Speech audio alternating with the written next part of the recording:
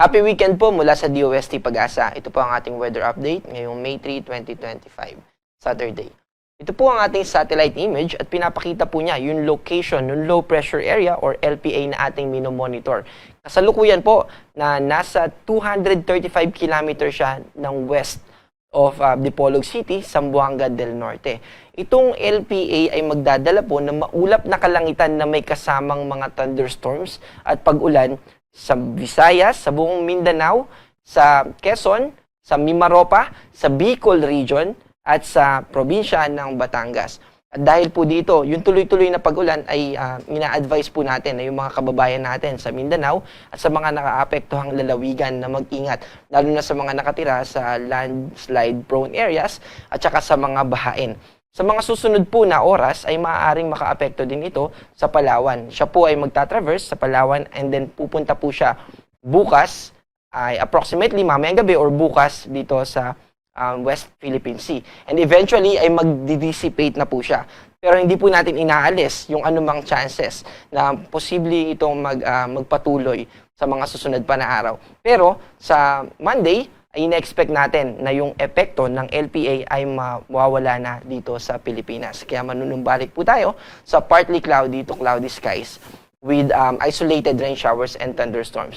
Dito naman po sa Metro Manila at sa natitirang bahagi ng Luzon ay easterlies pa rin ang nakakaapekto. So patuloy po yung maalinsangan na panahon at mainit lalo na sa umaga at tanghali, pero may chances pa rin ng mga pag-ulan lalo na sa hapon or sa gabi. Meron po tayong tinatawag na afternoon rains at yun po yung na-experience natin ng mga nakaraang araw dito sa Quezon City. So during hapon po ay dahil dun sa heating or during daytime or umaga, tanghali, naaarawan po yung ating mga kalupaan kasama rin yung nearby bodies of water. At dahil po doon, nagkakaroon ng updraft or yung atmospheric instability na tinatawag. At yung pag-move ng hangin papunta sa atmosphere ay nagpo-produce ng cloud. Pero yung mga clouds na to ay minsan sapat sila para magpaulan, minsan naman hindi. Ito po yung nagdadala ng tinatawag natin na kalat-kalat na pag-ulan or yung isolated rain showers and thunderstorms. Kaya po kung mapapansin natin, minsan ay may ulan sa Quezon City pero sa nearby city niya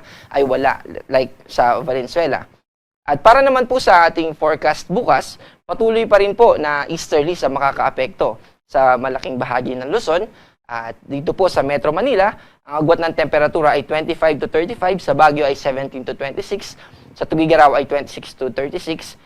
Dito naman po sa Tagaytay, sa Batangas, sa Bicol region, ay patuloy yung mga kaulapan na ating ina-expect dito. Ang agwat po ng temperatura sa Tagaytay ay 22 to 30 at sa Legazpi ay 26 to 31.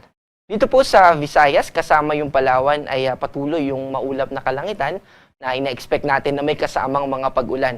Ang agwat po ng temperatura sa Puerto Princesa ay 31 to 25 to 31 at sa Kalayaan Island ay 26 to 31, sa Tacloban ay 25 to 30 at sa Cebu ay 26 to 30. Sa Mindanao naman po, sa CDO or Cagayan de Oro ay 24 to 31 at sa Davao ay 24 to 32. Kasalukuyan po na wala tayong nakataas na gale warning kaya malaya pa rin po. Kahit na may LPA ay makakapaglayag ang ating mga kapwa Pilipino na mga isda at seafarers. Para po sa ating 3-day weather outlook or yung na-expect natin na panahon sa susunod na 3 araw simula sa Monday hanggang sa Wednesday. Dito po sa Metro Manila at sa Baguio, patuloy yung epekto ng easterlies. So, may chances pa rin ng isolated rain showers and thunderstorms. Pero sa Legazpi po, yung kaulapan ay mananatili po hanggang Monday. And eventually, sa Tuesday and Wednesday po, ay muling manunumbalik yung partly cloudy to cloudy skies or maaliwalas na panahon. Sa Metro Cebu po, sa Iloilo at saka sa Tacloban, sa Monday ay cloudy pa rin. Pero sa Tuesday and Wednesday ay magiging maaliwalas na po ang ating panahon. Dito po sa Metro Davao, sa Cagayan de Oro City, sa Zamboanga City, ay dahil ay pawala na or pa-westward na itong LPA, ay manunumbalik na po tayo sa partly cloudy skies na may kasamang isolated or mga pulupulong mga pag-ulan and mga thunderstorms. Ang ating pong araw mamaya ay lulubog ng 6:14 p.m. at muli pong sisikat bukas ng 5:32 ng umaga.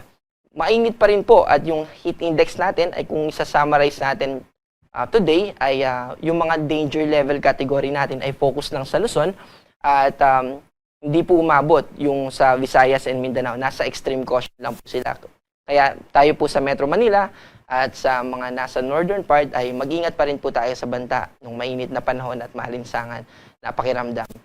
Yan po ang ating update mula sa DOST Pag-asa. Mag-ingat po tayo.